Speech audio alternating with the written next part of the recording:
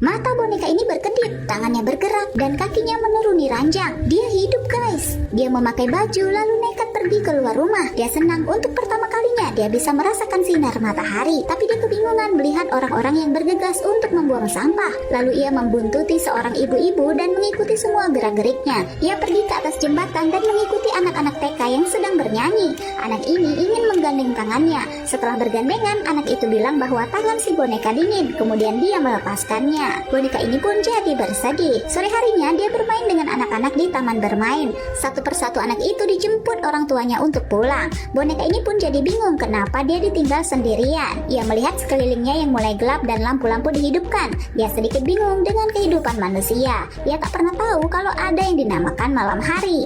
Karena masih penasaran, ia pun pergi semakin jauh. Dia sangat terkesima dengan lampu-lampu yang ada di sana. Ia sangat tertarik dengan toko tempat penyewaan kaset ini, lalu masuk ke dalamnya. Di dalam, si boneka terkesima dengan deretan kaset yang tersusun rapi. Ia menyentuh semua kaset itu dengan payungnya. Kemudian dia melihat seorang pria penjaga toko. Pria itu bertanya, apa ada yang bisa dia bantu? Tapi boneka itu terdiam. Untuk pertama kalinya, dia merasakan apa yang dinamakan jatuh cinta pada pandangan pertama.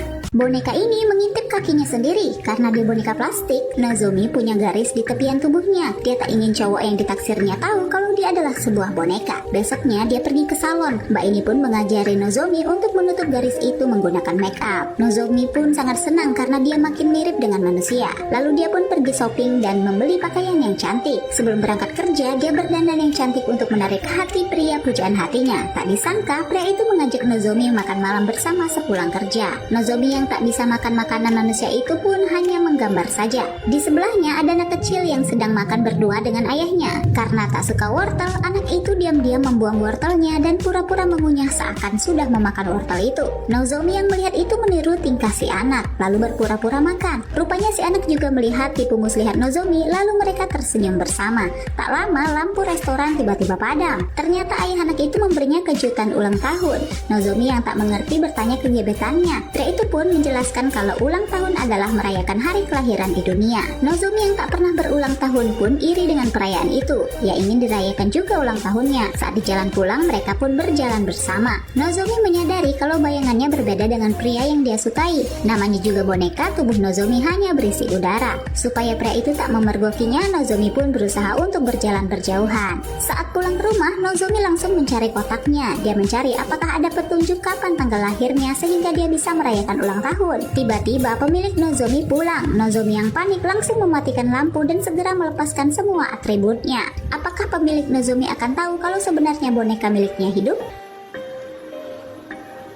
Karena tertusuk besi, tubuh boneka ini kempes dengan cepat. Pria ini datang dan kaget melihatnya. Dia mau nolong, tapi boneka itu malu karena sudah kepergok. Dia tak mau pria yang disukainya itu tahu kalau dia adalah boneka. Pria itu langsung lari dan mengambil selotip. Dia mendekati Nozomi dan mencari bagian mana yang bocor. Dia lalu menutup tangan Nozomi yang sobek. Nozomi pun bilang kalau dia butuh udara. Jun bertanya di mana penyumbatnya. Itu ada di perut Nozomi. Untuk menolong Nozomi, Jun pun meniup boneka itu. Pelan-pelan tubuh Nozomi terisi udara dan kembali seperti semula. Saat pulang, Nozomi memandangi tangannya yang sudah dipasangi selotip. Ia akhirnya lega karena tak perlu lagi menutupi dirinya yang sebenarnya di hadapan Jun. Besoknya, ia pun memutuskan untuk membuang alat pompa miliknya ke tempat pembuangan sampah.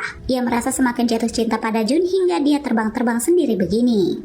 Kok enak ya jadi boneka? Tapi Nozomi masih takut kalau Jun menganggapnya mengerikan. Dia pun bertanya apakah Jun takut padanya. Dengan santai Jun menjawab kalau dia juga sama saja. Nozomi malah salah mengerti kalau Jun juga boneka seperti dirinya.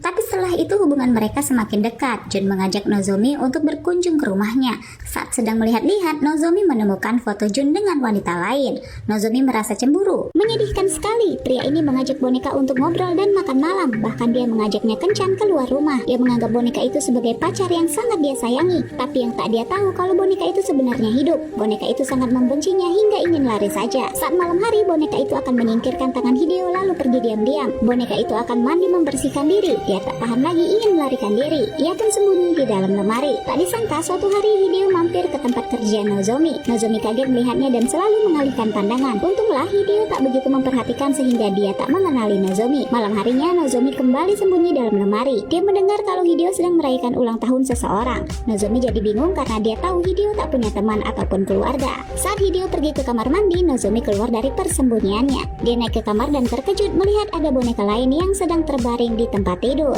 tempat di mana Nozomi biasanya berada. Ia memandangi boneka itu. Tak disangka Hideo sudah berpaling hati ke bonekanya yang baru. Hideo naik kembali ke kamar. Dia langsung terkejut melihat Nozomi berdiri di sana. Ia tak menyangka boneka itu hidup. Nozomi tiba-tiba merasa cemburu kenapa Hideo membelikan boneka barunya itu kue. Hideo jadi ngeles dan bilang dia juga membelikan Nozomi kue saat membelinya dulu. Hideo akan menunjukkan buktinya karena dia dulu memfoto momen itu. Nozomi pun bilang kalau dia sekarang memiliki hati dan hidup seperti manusia. Hideo malah meminta Nozomi untuk kembali saja seperti semula, menjadi boneka yang hanya diam saja. Mendengar itu, Nozomi marah dan pergi dari rumah.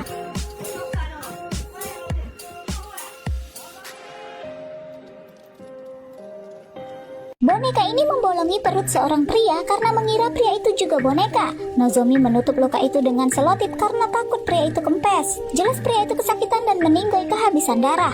Lalu Nozomi membungkus tubuh Jun dan membuangnya di tempat sampah. Nozomi bingung kenapa Jun tak bisa ditiup udara kalau dia kempes. Nozomi pun pergi ke pabrik tempat dirinya dulu dibuat. Pria ini menyambut Nozomi dengan bahagia. Nozomi bertanya bagaimana mungkin sebuah boneka sepertinya bisa memiliki hati seperti manusia. Pria ini pun tak mengetahui jawabannya. Dia bilang ada banyak boneka yang bisa hidup seperti Nozomi dan kembali padanya. Ia pun mengajak Nozomi ke lantai atas di pabriknya. Alangkah terkejutnya Nozomi melihat ada boneka yang sangat mirip dengannya tapi kondisinya menyedihkan. Pria ini pun bilang itu tanda kalau boneka itu tak pernah dicintai oleh pemiliknya.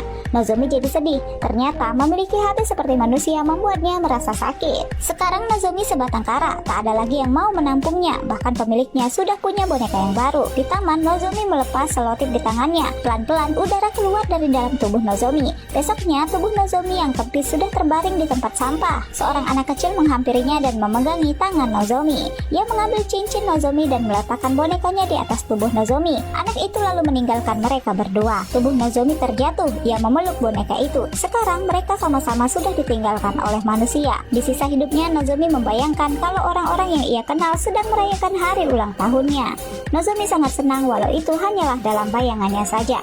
Film berakhir, terima kasih sudah menonton.